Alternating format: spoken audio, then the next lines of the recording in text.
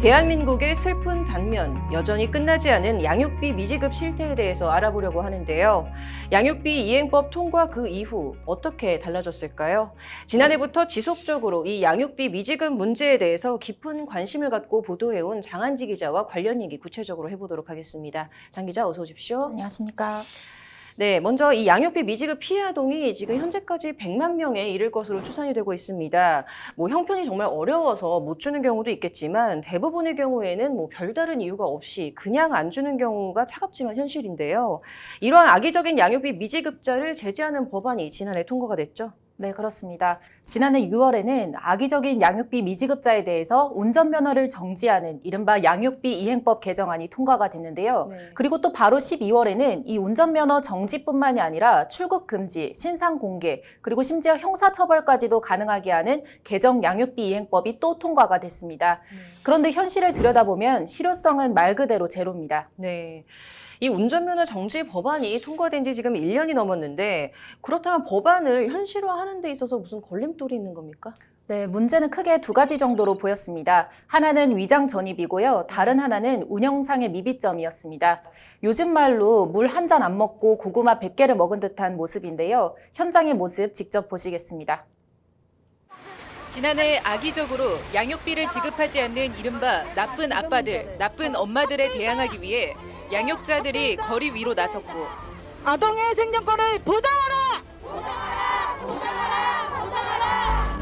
해를 넘어가기 직전 양육비 미지급자의 운전면허를 정지하고 출국을 금지시키고 명단을 공개하는 개정 양육비 이행법이 통과했습니다. 양육비 이행 확보 및 지원에 관한 법률 일부 개정 법률안 대안은 가결되었음을 선포합니다. 하지만 양육자들은 여전히 거리에 나서고 있습니다. 양육비 미지급 전 남편이 한 9,500만 원 이상 되는 돈을 지급을 안 하고 있어요. 양육자분들은 감치 제도까지도 가기 어려운 상황이 있어요. 이들이 말하는 어려운 상황이란 무엇일까? 2016년 이혼하고 매달 50만 원의 양육비를 단 한 차례도 받지 못한 채 홀로 아들을 키워온 A씨. 연락이 끊기고 잠적해버린 전 남편의 집 주소를 알기 위해 주민센터를 찾았습니다. 피신자 이분이세요? 피신자. 예. 초분을 떼고 전 남편의 거주지를 처음 알게 된 A씨. 한참 서류를 들여다봅니다. 법원 판결대로 양육비 좀 달라고 말하기 위해 A씨는 해당 주소로 직접 찾아가 봅니다. 아니요. 네, 무슨 일이셨나요? 저희 양육비 때문에. 네? 양육비 때문에요. 아, 남편분. 저희가 거기 한개 사업하고 있나요? 그분 돈이 없는데 제가 들어갔을 때 없어요. 왜냐하면 여기 개인 사인이기 때문에 저희가 주민 돈이 없이 기분이 안 와요. 누군지는 제가 몰라요. 그런데 현관문에서부터 벽에 부딪힙니다. 가까스로 전 남편의 집 앞에 도착했지만 아무리 초인종을 눌러봐도 묵묵부답입니다. 계세요. 전 남편이 어디 살고 있는지조차 확인이 불가능한 경우가 다반사입니다.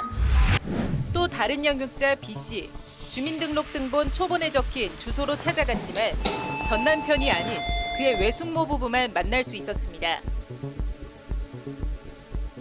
안녕하세요, 승봉. 여기 살아요, 안 살아요? 살아요? 그럼 안 하러 왔어요. 지금 왜 없어요? 안녕하세요. 가족이나 친구 등 친분이 있는 사람의 주소지로 주소를 등록하고 자신은 다른 곳에서 살고 있는 이른바 위장전입 의혹입니다.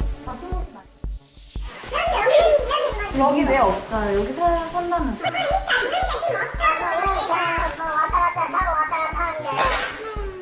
근데 아이가 있던데 어떻게?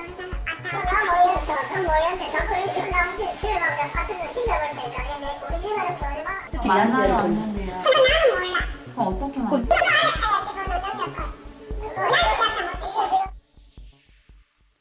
해당 비양육자가 양육비를 지급하지 않는 경우 법원의 이행명령이 내려지고 이행명령을 받고도 이를 어길 경우 감치명령이 내려집니다. 감치명령 이후에도 양육비를 주지 않으면 강화된 양육비 이행법에 따라 운전면허 정지, 명단 공개, 출국 금지, 형사처벌과 같은 조치가 가능합니다.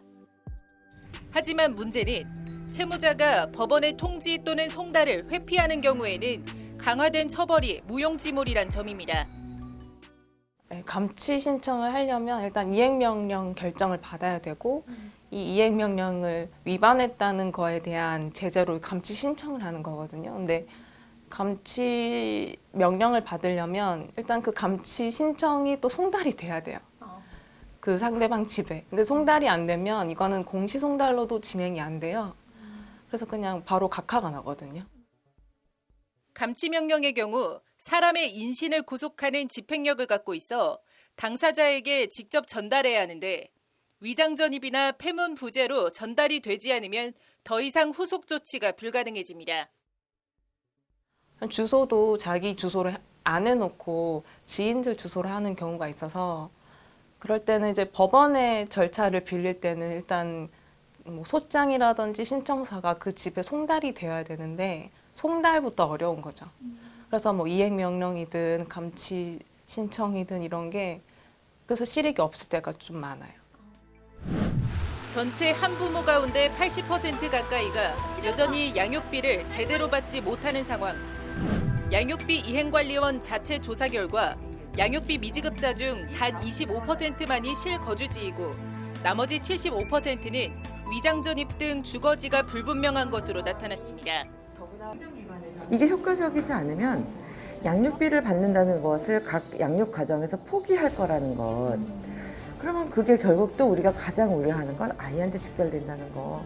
그러니까 궁극적인 목적이 이루어지지 않는 거예요. 힘들게 입법을 시켜놨어도.